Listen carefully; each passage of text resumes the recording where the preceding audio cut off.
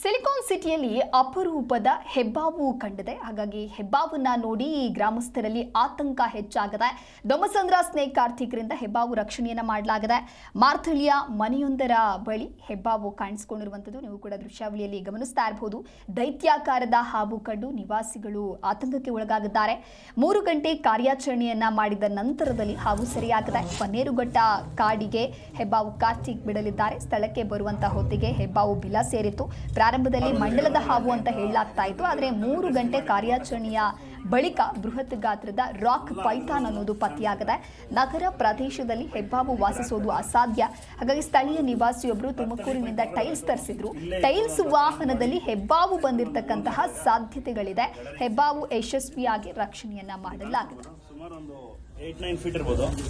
Russell wiper ಅನ್ಕೊಂಡು ಬಂದಿದ್ದು ಇದ್ರೆ ಪೈಥಾನ್. ಫಸ್ಟ್ ನಾವು ರಸಲ್ ವೈಪರ್ ಇಲ್ಲೆಲ್ಲಿ ಬರುತ್ತೆ ಮಾರತಳ್ಳಿಯಲ್ಲಿ ರಸಲ್ ವೈಪರ್ ಅನ್ಕೊಂಡ್ವಿ. ಅದೇ ನೋಡಿದ್ರೆ ದೊಡ್ಡದಾದಂತ ಒಂದು ಪೈಥಾನ್ 9 ಅಡಿ ಇರುವಂತಹ ಉದ್ದ ಇರುವಂತಹ ಒಂದು ಪೈಥಾನ್ ನ ರೆಸ್ಕ್ಯೂ ಮಾಡ್ತಿದ್ವಿ ಎಲ್ಲ. ಆಕ್ಚುಲಿ ಹೇಳ್ಬೇಕಾದ್ರೆ ಕಾಲ್ಭಾಗನೂ ಇಲ್ಲ